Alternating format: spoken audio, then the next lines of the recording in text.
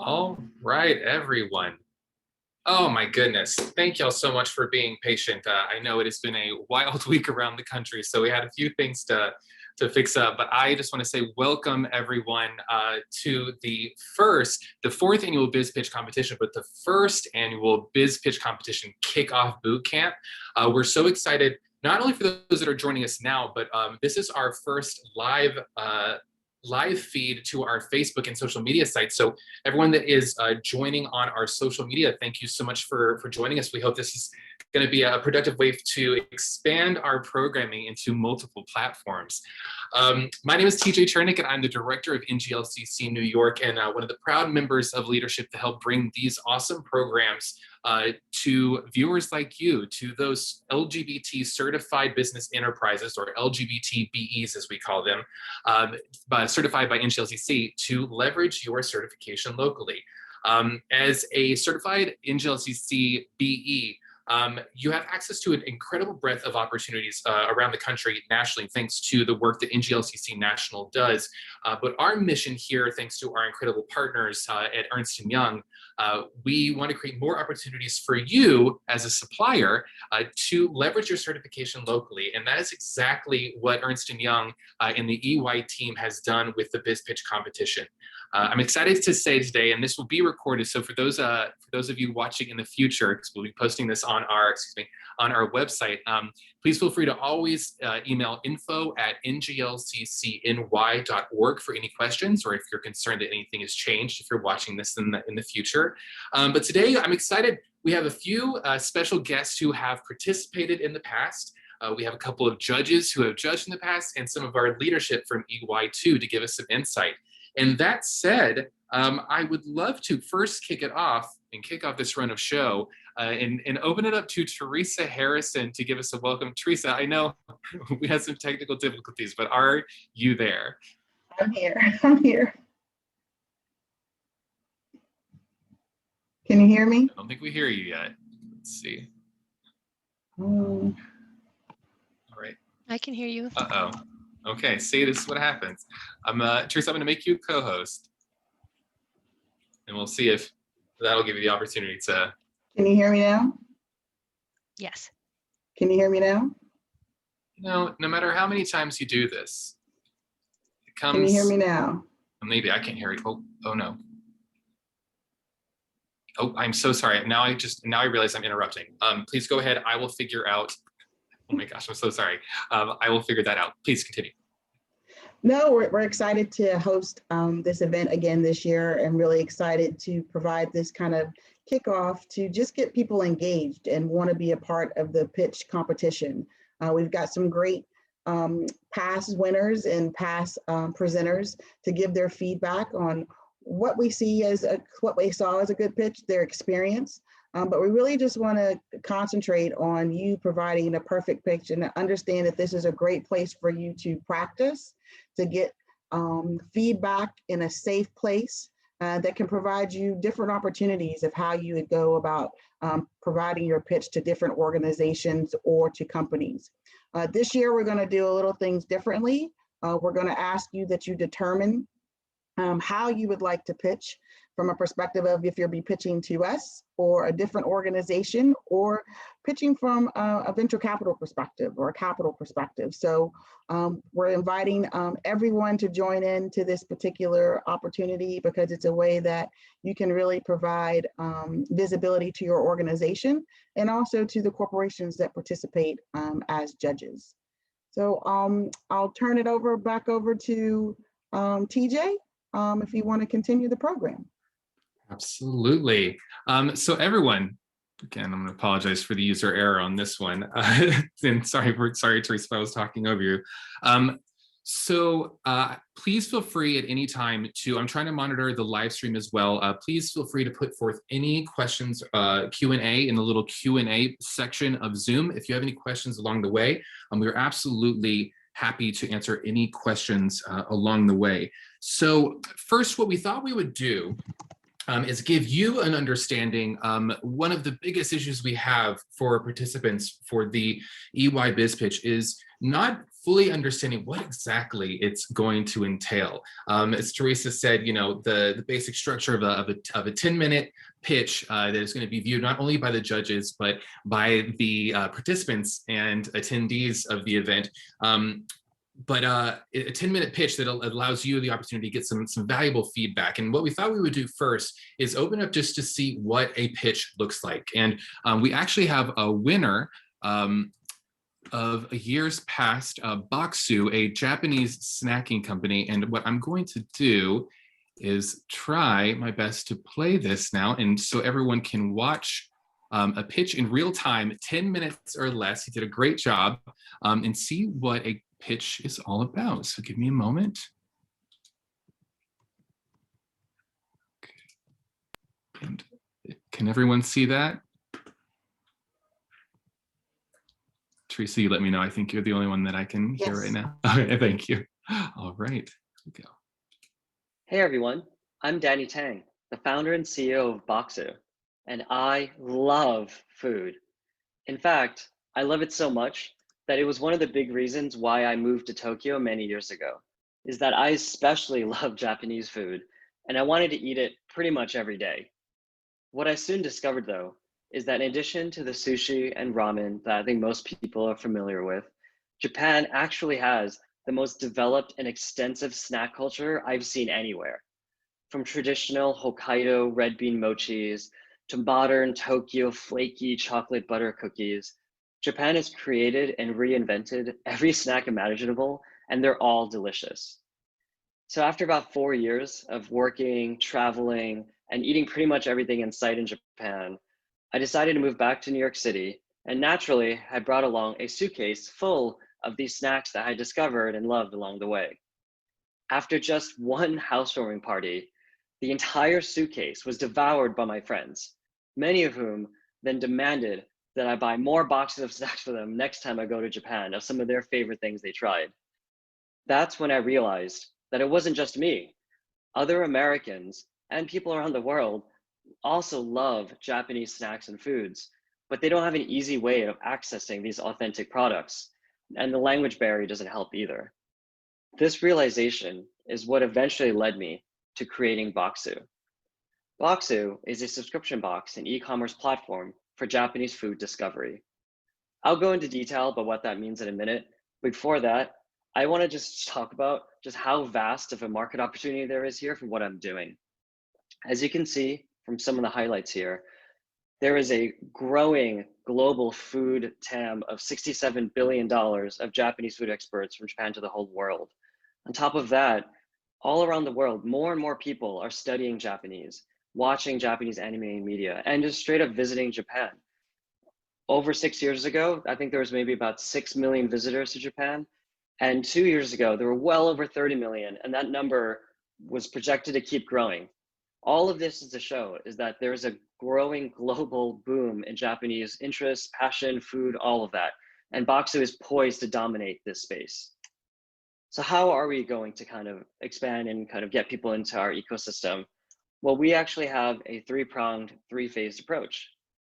First is a snack subscription box that delivers to your door with a totally new curation every month for you to try and discover new products. The second one is that we also have an online marketplace where you can then come and shop a la carte and buy things that are permanently stocked whenever you want. And phase 3 is taking the learnings and data from the first 2 phases. We can then, with a high degree of confidence, kind of replicate and create our own line of Boxu branded Japanese snacks here in the States. So dive deeper into each of these kind of phases and business models. So the first one is a snack subscription box. It was our core product that I launched with when I was a solo bootstrap founder back in May 2016, where I was packing boxes by myself here in my living room in New York City. And what it is that every single month, the box is curated really tightly around some type of fun cultural theme, like seasons or prefectures or festivals or traditional Japanese flavors. And it's a totally new assortment of snacks ranging from sweet to salty, modern, traditional, and always with the tea pairing to kind of go and complement and all of that.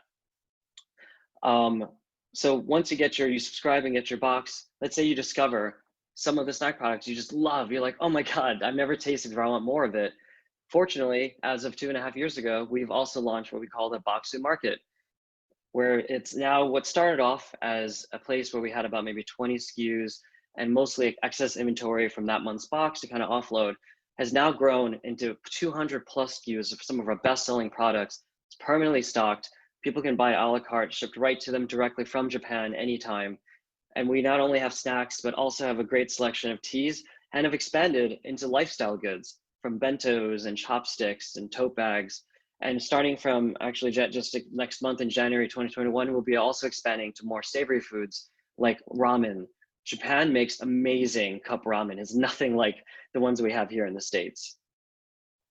So using the kind of taste preference data from the phase 1, because we serve our customers every month what they like, what they don't like, these brand new products we basically get to test every time, to phase 2, where then now people can come and actually purchase the things they want time and time again. So we have the sales data, what people are willing to buy. We can then leverage both of those data and learnings with a high degree of confidence, recipe develop and then create our own line of Boxu branded Japanese snacks here in the States, where we would first sell it D2C online, and then we would eventually move it into more of a distribution model, again, to Whole Foods and other specialty markets throughout America. So, I have this platform, talked about this growing market and all these potential ways for us to kind of get with customers. So how have we performed? When I first launched in May 2016, I had 40 subscribers, most of which were actually friends kind of supporting me in my new kind of passion project or venture. In a word, since then, we've been crushing it. So as you can see from this graph here, when we were launched in 2016, we've 10x'd when we were much smaller, up to getting to scale to 2018. And since then, it's only continued to accelerate, where we've been doubling even at scale our revenue from 2018 and 19, and 19 again to this year, and we're forecasted to do again next year, especially because our current annualized run rate is already 18 million as of last month, and this month is forecasted to be well over 20 million. Naturally, our subscriber base has grown along with that. The 40 friends that kind of were subscribing in the beginning have grown into 10,000 people from over 100 countries around the world, because we now ship directly from Japan and no longer my living room. And now this year, at the end of this year, is forecasted to probably pass 26,000. What I'm most excited about, though, is that the Boxu market, which once again started off as kind of like excess inventory, a few SKUs, was about 3% of our revenue, 5% of our revenue back in 2018, has this year now grown to more than 15% of our total revenue, and by itself has generated $1.4 million. And we're planning on expanding that with more SKUs to increase higher AOVs and to get more people in their door to come back and buy from the market, in addition to having a subscription. We have really, really strong unit economics. Our average customer life is 8 months and continuing to grow as we get more subscribers and some people that just stay with us forever. On top of that, we've managed to continually keep our customer acquisition costs low from really intentional diversification of our marketing mix, from really strong SEO and organic and content marketing to using not only Facebook, but like Instagram, Google, YouTube influencers, affiliate marketing.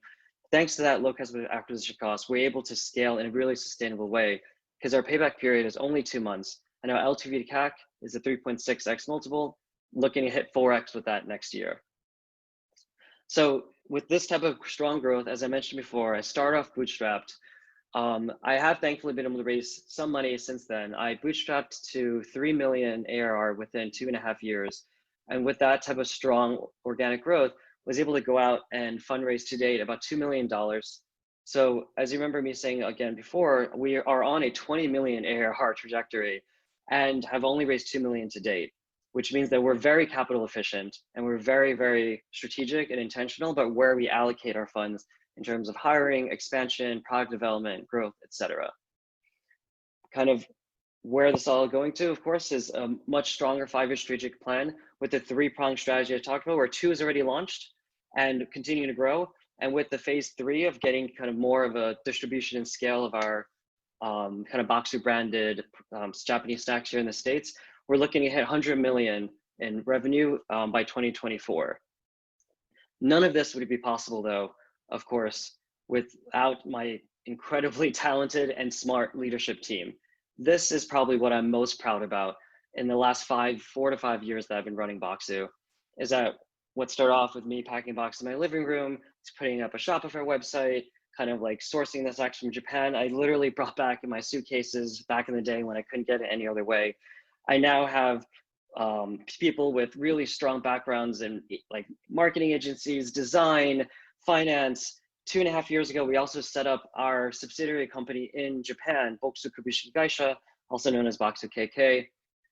That's now allowed us to get deeper relationships with the makers and vendors, with our fulfillment over there. And so with this talented team, I'm super excited to see where we're going to go from here on out, and all the other amazing things we can do to bridge cultures authentically and to share Japanese food culture with the world. Thank you very much. And I look forward to being able to one day meet some of you in person at a conference somewhere or at the next event. Thank you. Bye. Thank you, Danny, for that. I hope you all enjoyed that. I hope that was a good introduction into what a pitch can be. I wanted to make a few notes to let you know, the way that people present their pitches, it can vary. He wanted to do something that was primarily media focused, but we've had many ways in which people have done it. Just an average PowerPoint, even no PowerPoint. And when we get to do these in person, again, one day we've done someone with just a whiteboard. So the way you do it is not important, but how you do it and tell your story is the most important part. Another thing to note from this pitch is something I get all the time is, why is my business even applicable for this? And I think it's important to realize it does not matter if EY is not your direct target audience. The most important thing is that you just let us know who your target audience is. We've had incredible participants that are food and beverage. We've had liquor companies and chocolate companies. We've had media agencies, accounting firms. All that matters is that you're coming to refine your pitch and learn how you are selling yourself, and get in front of an incredible corporate partner who really is the type of partner we'd love to have at NGLCC New York, because they are showing their support of supplier diversity by leveraging and lifting your brands up, even if they're not a direct purchasing opportunity. So that is something really important to keep in mind. I'll let the judges share more in a little bit. Excuse me. Let me get out of this. So next up, I actually thought, now that we've seen a little insight from we've actually seen a pitch, we've actually brought on a couple of participants past. And I thought Abby Sugar of Play Out Apparel, Abby, I'm gonna make you a co-host to make sure that you can unmute yourself according to are you there? Yes. Oh, so good to see you. Abby, thank you so much for doing this. I would love for you to share what your experience was like, not only like actually in the process, but what it was like carrying your experience on even past the BizPitch. Yep. I just want to jump on a little bit after that amazing, gorgeous pitch that we just had with what you were saying about, it doesn't have to be with a PowerPoint or with whatever. I have a physical product. And so you can see like my background shows that stuff, right? I've started holding things up. Luckily, I got to participate in the EY pitch with the NGLCC before the pandemic hit. But now that we are doing everything virtual, there are those aspects of things. But something that was really important that I didn't think was clear before I participated in the EY pitch, but I think it's been really helpful having these types of intros and having the sip and pitch on Fridays, because virtual, is whatever your pitch is for your business, being very clear on the structure of the type of pitch, because someone who has a startup like I do, like Danny does, if it's a physical product, if it's a service, Braxton is here as well, and he has a physical product as well. Doing a pitch for investors is a different structure than doing a pitch as a salesperson with a service-oriented business, right? And because EY is giving us feedback and helping us grow and develop in this way, it doesn't matter, as you said, it's open to anyone with any type of business who's a member of NGLCC, but you need to be clear for yourself on what you're pitching, because if you're not clear on the type of pitch, you know, a sales pitch doesn't work for me, right? And when I was watching, I know Danny, I love him. When I was watching his pitch, the one thought I had for the EY was, it was sort of a presentation about Boxu. There wasn't an ask in it. He wasn't asking for something. And so when you're pitching EY, make sure you have an ask, right? Because doing a presentation is different from pitching. So when my co-founder and I participated in the BizPitch, we got some amazing feedback. And any pitch you're going to do, whether it's an investor pitch or a sales pitch or whatever, you're going to go through 1,500 iterations. So it was really, really helpful for us to have that opportunity to practice and get really insightful feedback. So definitely, you know, do the best that you can, and then listen and see how you can edit or do better. And 10 minutes is a long time. It's simultaneously a long time and not a long time, right? I've been doing 2-minute pitches. I've been doing 5-minute pitches.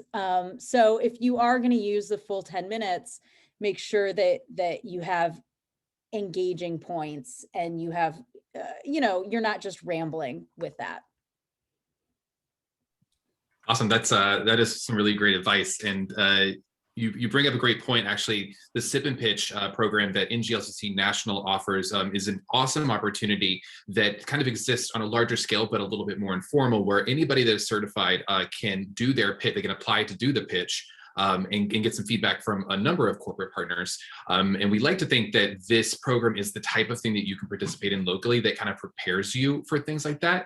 I believe, if I recall correctly, there were other programs that you participated in after EY that was kind of NGLCC specific, or it kind of stemmed from there. Can you explain like what those were and how this kind of prepped you for that? Oh yeah, I mean, huge prep, right? And I keep thinking about pitches as having two parts to them. One is the deck, or whatever you're going to present with, like you said, whether it's a whiteboard or whatever. And the second is the script. So you want to make sure that those two align with each other and that you're, you know, using all of your resources, right? And I don't know where I was going with this, but anyways, as part of whether you're, you know, a startup, whether you provide a service and you're trying to find B2B customers, my biggest advice is always join the affinity groups and be on the email lists, right? And so Braxton and I have been on a couple pitch things together because we're both part of the NGLCC, and we both read the email, like read your emails, people, there's opportunities in them, right? And so also, you know, from that, in the fall, the NGLCC partnered with WeBank, the Women's Business Enterprise National Council, for the NBIC Unity Week. And that was a huge opportunity. And I wouldn't have known about it if I wasn't reading the emails and applying, right? So it definitely helped me prepare for that. And I recommend taking advantage of all the opportunities. Abby, TJ, can you hear me? I'm sorry. Yes. I want to just hone in because I want people to get an understanding, because Danny's presentation was fabulous and it's great, but I want people to understand where you started, because I think, and correct me if I'm wrong, the first time you pitched at the competition was your first pitch. Yes. And so I think it's really important that the learning that Abby and her partner took from this and how they've grown, and they actually won the WeBank kind of unity pitch, speaks to the volume of you have to start somewhere, and it's always going to be your first time. And they took that leap of faith and did that presentation. It was their first time they had ever presented. So I think it's really important for everyone to understand this is, it's a competition, but it's also a place where we're going to give you the valuable feedback to help you keep growing. But the part of that the other side of that is that you have to practice. When we say perfecting your pitch, you have to perfect it. And so I think it speaks volumes to Abby and Play Out about how they kept perfecting it, and where it has come from the first day we saw them pitching. So hats off to you, but I think it's a great experience. I don't want anybody to get overwhelmed because Danny did a great presentation. So I want people to understand that you can start from 0 and go to 100. You don't have to be already at 100 because this is a learning and development process. And I really want everyone to take that to heart about the purpose of this overall program. Absolutely. Thank you Teresa. Thank you so much for that. I think reiterating the fact that this is a space of learning that is also a safe space. And this, with the feedback you're going to get is going to be honest, but the ability to learn from that is something you're going to take beyond the competition 100%. Awesome. Okay, Abby, I'm going to come back to you in a little bit, but I'm going to bring up your buddy and your BE buddy, Braxton. And Braxton, I'm going to make you a co-host. Make sure that you can unmute yourself and then open your video. Hey, Braxton. Hey, what's going on, everybody? How's everybody doing today? Good. It's so good to see you. Boys. Thanks for joining us today and being willing to provide some insight. You're one of our most recent participants, and I would love for you to talk about what place you came in, how the experience was, what it was like before you did it, because you really came in fresh, and I don't even know if you got to experience one, I think, but you really came in open-minded, and I loved that. So tell us about your experience. So basically, like Abby states, I just apply to everything that comes into my email. That's first and foremost. You have to put the work in. And I was awarded to be part of I believe it was the 4th round BizPitch, and I actually won first place with that. So I was really excited because that was really I actually didn't apply to that. I think it was a day or two before the actual pitch. So I didn't have a lot of time to pitch, but I had also been in the sip and pitch presentation in the past. So I got some really good feedback from EY prior to that as well. And I was part of another program, Eureka Pitch, which I won 2nd place in. And I got a lot of different feedback from that as well, which prepared me for getting so ready, I guess, for the 4th round BizPitch.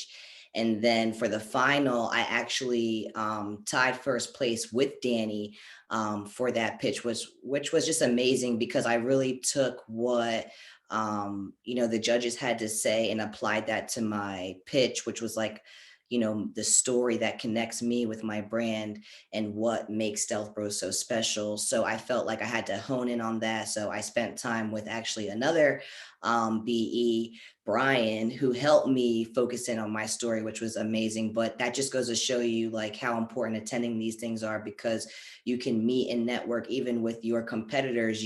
I was able to network and benefit off of him.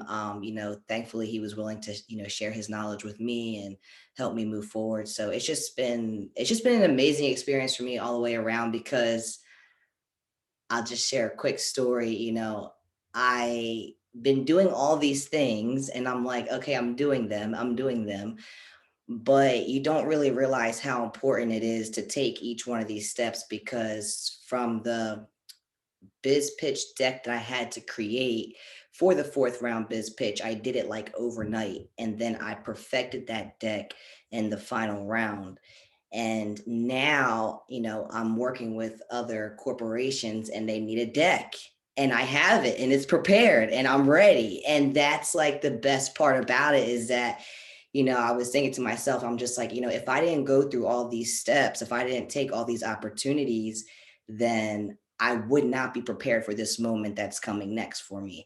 So it's really important to just take everything in and to really utilize the space of NGLCC, and be thankful for partners like EY to really help push us forward.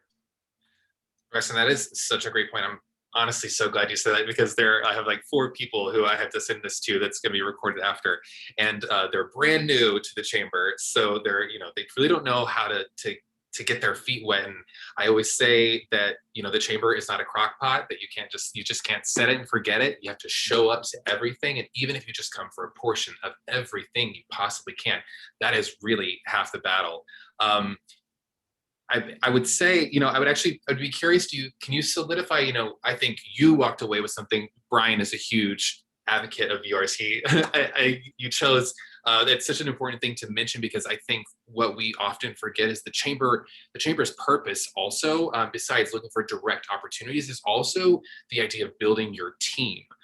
Your team of, whether it is your doctors or your accountants or even your friends, just having a team of people that are there to support you, like Brian. So I love that.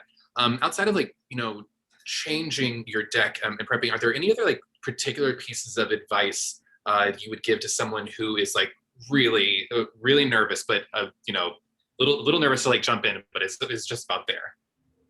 What, to actually create a deck, or just to join NGLCC in general? To participate in BizPitch particular. Okay, so I would say just to, I guess it's hard. I don't know. It's really hard for me because I'm still perfecting myself. So I would hate to say the wrong things, but I feel like it's, you have to focus in on what your brand or what your I have a product. So, my product means something to me. And I think being authentic and providing a service or a product to people that really impact their lives is something that you really need to bring into your pitch. And, because, people want to hear a genuine story. Nobody wants to hear you read your script along with your deck. They want to feel your passion behind your story. They want to feel the passion behind why you think your business can grow and where you can take it and who it's impacting.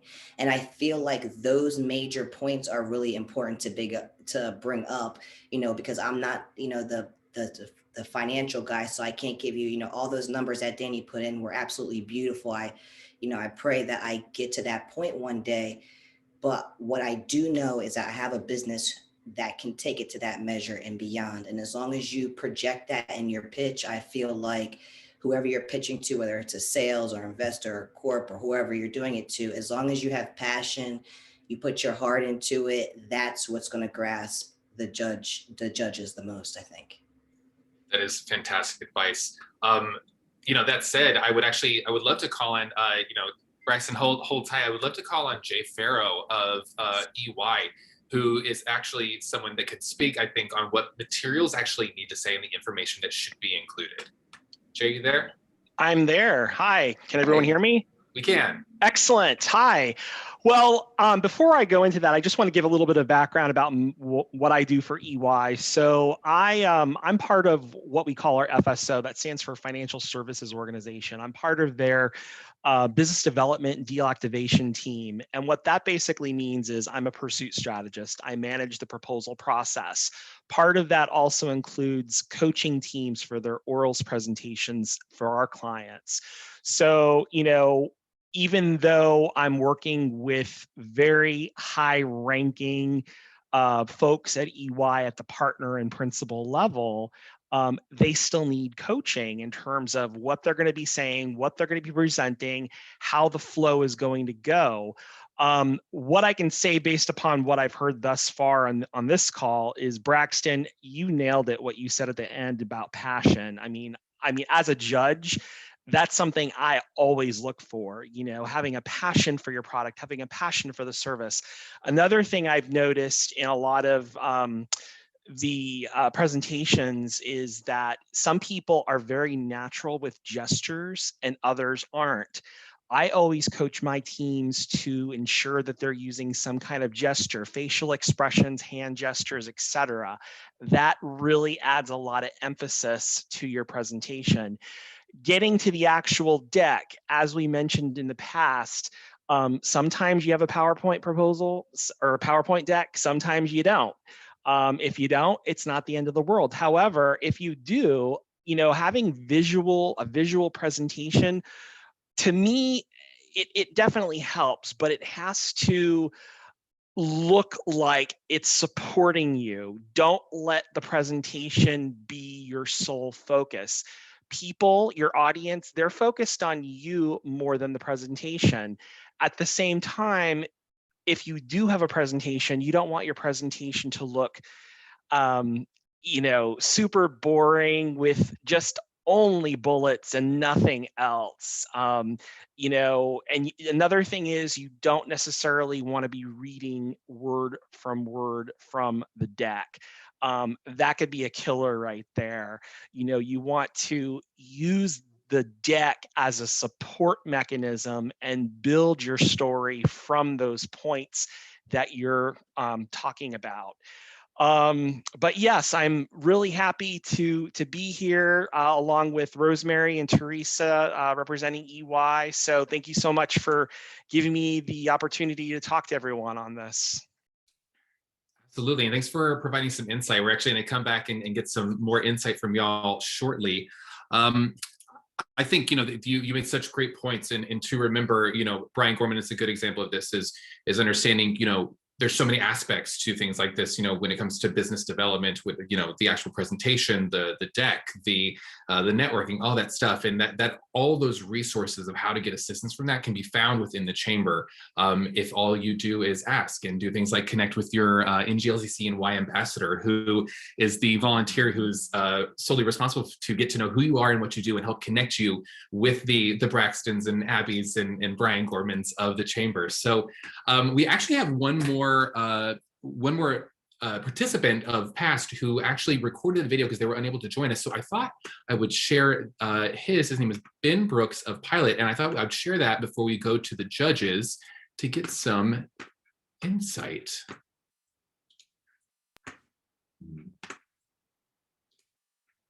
I think I'm sharing the wrong screen, just a moment. All right, here we go.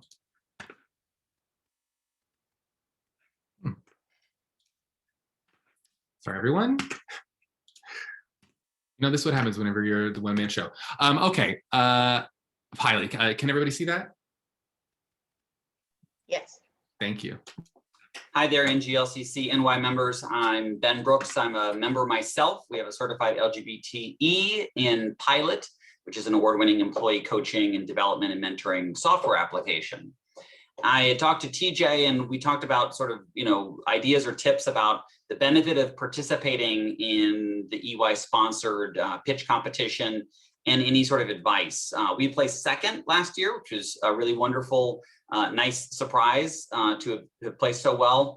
And I just wrote down a couple thoughts that I wanted to share with you all. I won't be able to attend the webinar kickoff, but wanted to share this asynchronously through video. So first, create great materials. This is not something you need to necessarily spend a lot of time or money on, rather, but just the thoughtfulness is, if you don't have, a great website, or you don't have great sales collateral, it's okay. Just start with a slide deck, right? And there's a lot of great templates. You can use Google Slides or PowerPoint, but really start with something clean and simple, but really that this is your opportunity to showcase your business. And I know sometimes business owners I know are like, oh, I've got to hire a gigantic branding agency, and I've got to spend all this money on a website. You don't need to do that to pitch your business. It's just simply having a deck, which is fairly easy and low cost to do. Keep it high level. I get really nerdy about coaching and mentoring and career development and HR and technology, but when we're pitching in a competition like this, the audience may not know about those things. And so if I'm really specific or technical, it could seem like I know what I'm talking about and I'm credible, but more likely it's going to have them not be that interested. So it's almost like hearing a doctor talk in real technical terms, right? Or an engineer or something, or a lawyer, where it doesn't actually generate interest. So you want to, again, start with like the big picture, right? And explain it to the audience, assuming that they don't know about your industry. So I would assume that I'm pitching to people that are not in HR, right? And I would want to make sure that I'm using the right analogies and the right explanations in that regard. You want to answer key questions, right? So you don't want this to be, you don't want to have obvious things missing from your pitch. So, what problem are you solving? Who's your customer? How big is the market that you're in? What is the product or service that you're offering, right? You know, I say like Pilot is a piece of software. It's a development program. Like what is it, right? How do you make money, right? Is this a viable thing? Is this just an idea? You know, again, you know, if any results or proof, you know, do you want awards? Do you have certain customer testimonials? Do you have logos? Do you have any data that shows it? You've been reviewed by other parties, media coverage, whatever it may be, that's sort of some proof. So make sure that you're kind of hitting the fundamentals, you know, just like if you were to pitch, you know, maybe an investor or something, you know, you got to give them kind of a real quick drive-by of the whole thing. And my tendency is to want to be like, and get so excited about the first thing and I miss the other big thing. So it's like, if you were to have 6 or 7 bullet points on a page, how do you hit those and be like, we do this for this person, which is a big market, and we make money this way, et cetera, et cetera. Practice is a key thing. It's one of those things we focus a lot on the deck, like I said earlier, but you have to say it aloud many times. You want to use a timer. I saw a lot of people that had never practiced with timing clearly because they were, you know, 3 slides into a 20 slide thing and they ran out of time. So that's someone that's typically not practiced.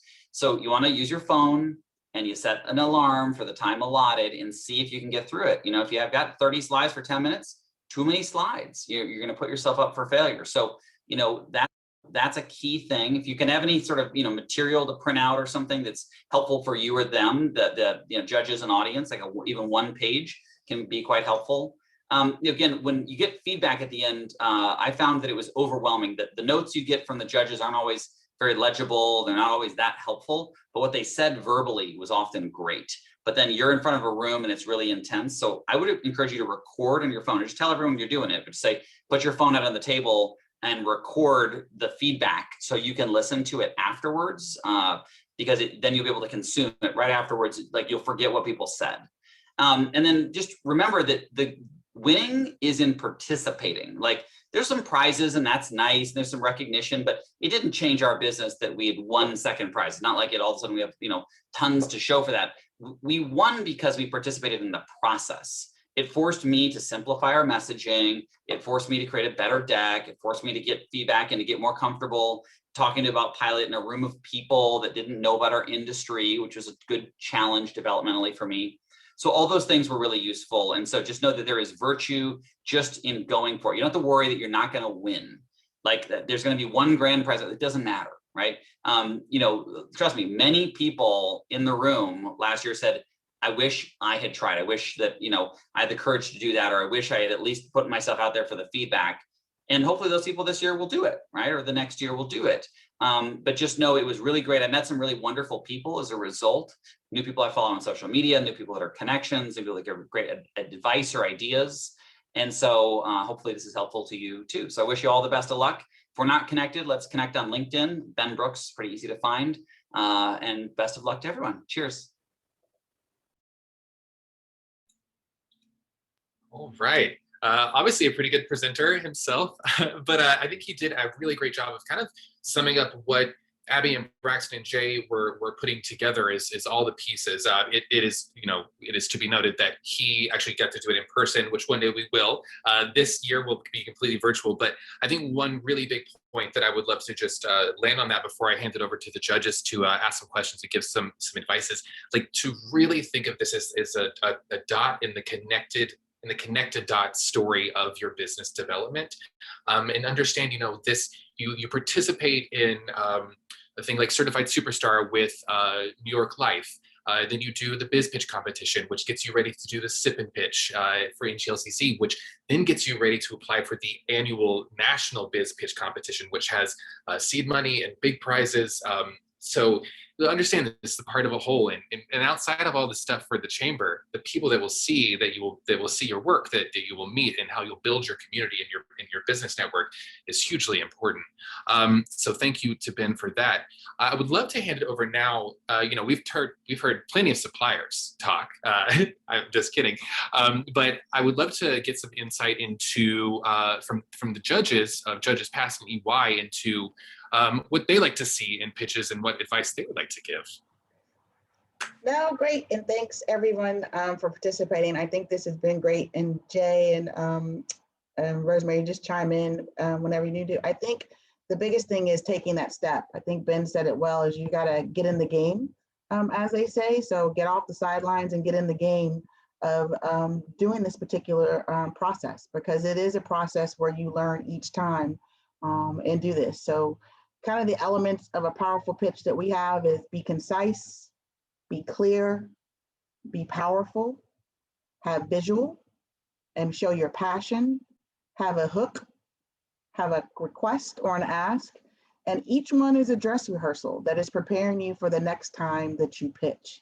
So I would say that this is your opportunity to start that journey if you have it, or to perfect that journey if you're already on it. So we encourage you really to come out and join this particular activity. It's important for all of us, and it allows us to get to know you better as well. I think one of the things that Ben didn't mention is after he pitched, we actually got him in an RFP that we had within EY for his particular services, because it also allows us to learn more about you and your capabilities and provide opportunities to get into our supply chain. So it doesn't always happen, but that was kind of a perfect storm, as they say. The stars all aligned, and we were able to do that. So this has been a lot of fun for our team, and it's been a lot, and it's been great to see the growth of the suppliers, because some of them have pitched more than once. So it's not like you can only have one opportunity. If you don't make it 1 year, it's not like you can't apply the next year. So there's opportunities to show your improvement, and we have certainly seen that with all the different suppliers that have presented. Jay, I don't know if you have any closing words, because you're our expert, so just calling you out. Oh, you're too kind, Teresa. Yeah, so a couple things that I noticed in Ben's presentation that we just saw, and he referred to the term practice. You know, I'm a big believer that practice makes perfect. I think, and I'm not saying overly practice. You don't want to necessarily do that, but you definitely want to practice in front of family and friends, because your family and friends, and I'm speaking from past experience, they will give you the truth.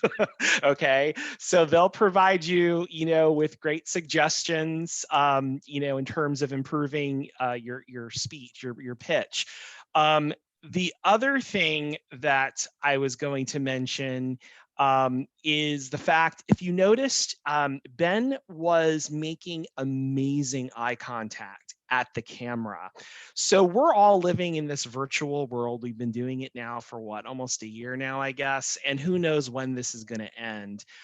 We're not in one big room where it's very natural and easy to make eye contact with people 10 feet away from us.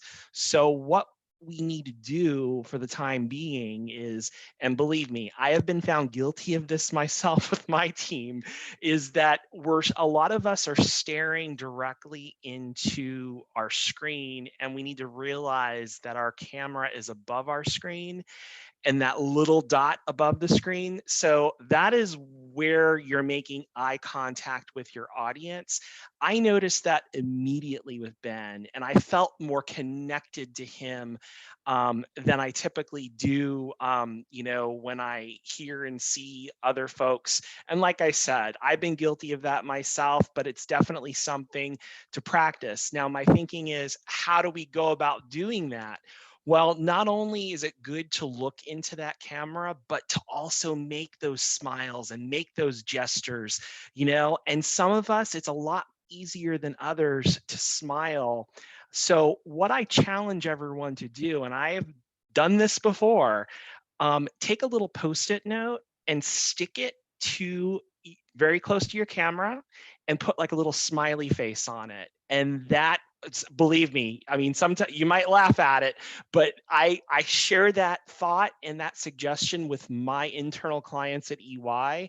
And I'm telling you, it works. It really helps them out in their presentation, and they come across as more passionate people. So there you go. Those are my suggestions for right now. Great, thanks, Jay. Yeah. Thanks a lot. Rosemary, any comments at all? Well, I think Teresa and Jay covered everything, but some tips. We really have a great time. We really enjoy learning about all the businesses and the different pitches.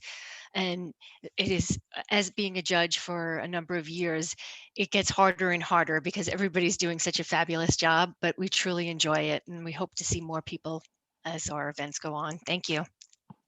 Yeah, it's great. It's been great, a great teaming relationship, TJ, with NGLCCNY. And I think this is we're just building better and stronger LGBTQ plus suppliers all across New York. And so one of the things we wanted to mention that we've done this here in New York and we've done it in Canada. So the winners of the last, I think we've done this, this will be our 4th year, right? So all the winners, we're gonna look to do this kind of a Canada versus New York next year and have like an all-star pitch with all of our winners pitching from the New York NGLCCNY and our CGLCC. So it should be a great way to kind of boast in a little bit more competition and having it with our Canadian partner across the, in Canada. So we're excited about it. And I think the more and more we get involved and the more we can just really help and support our entrepreneurs is really important to us. So thank you for the opportunity, and we are having a great time. Awesome. Thank you, Teresa, and thank you, EY team. I know I just felt all future watchers of this scrambling for their pins. So if you're watching this in the future with the recorded webinar, or if anybody in the audience is curious, please, you can always email info@nglccny.org, and one of our team members will answer any of the questions you might have about the program or any changes that might happen. Make sure that you are subscribe to our newsletters for NGLCCNY and NGLCC, so you can see all of these awesome opportunities. And I know we started a little bit late, and I want to respect everybody's time, so I'll start to close this out. But Braxton and Abby, I put you on the sidelines for a second. I would love to open up if you have any closing remarks before we set everybody free. Go ahead, Abby. I just popped a comment in the look, the sun has gone down and my lighting's all messed up. If there's something we didn't touch on maybe about having a ring light, having good lighting since we're all virtual these days. But I popped a comment in the chat box for everyone just to say, with everything you do, any practice pitch, this is a super supportive environment, but you are only going to get out of it what you put into it. So if you come unprepared, the feedback that you're going to get might not be that helpful for you. It might not be useful. Whereas if you come, if you practice, if you put in the work to put your best foot forward, and then you get feedback, the feedback you're going to get is really going to help take you to the next level. So you want to, do your best, and it's such a great environment to put that work in for. Braxton, thanks, Abby. Yes, I would just like to follow up with that and say I totally agree with Abby. You have to come prepared fully, because you really want to know what you need to work on in order to do better and to be better and just continue to grow your business. And, I also just want to touch on, what the other guest that was recorded, I forget his name, forgive me, that stated, we all win just by participating, like having the opportunity to sit in front of EY. We all win at the end of the day. We all get something out of it. It's not about the grand prize or anything like that. It's just about pushing yourself to the next level so that you can just be better for your business and, the people that you're trying to influence. So that's it. Awesome, Braxton. Thank you so much. So as we close out, I just want to say how grateful I am to our incredible LGBTBEs, Abby, Braxton, Ben. Thank you all for showing up and showing out and really helping us shape the chamber into something amazing. We're really grateful that you took the time out to share your experience today. And Team EY, thank you so much for everything that you do for the chamber. I love seeing it every year. We develop some new stuff, and I'm really excited for the future. And I'm excited to see what awesome BEs are going to come to the table. And as everybody's been saying, I'm actually going to put in the chat. One of the biggest parts about NGLCCNY and the chamber generally is that you show up to show up even for a bit. And with that said, every month we have a local mixer, members monthly mixer, or an M3, which is on the third Wednesday of every month. We actually have one tonight starting at 6. If you're interested in attending, I will put that in the chat. We would love to have you. Otherwise, thank you all again so much. This was so much fun. I learned something every time we do one of these events. So I'm so grateful for all of the expertise that was in this room. Thank you, Rosemary, Jay, Teresa. Thank you all. Go have a lovely evening and afternoon, and we will all connect soon. Have a great, great afternoon. Thanks so much. Thank you. Have a great night. Thank you. Thank you, everybody. Have a great night.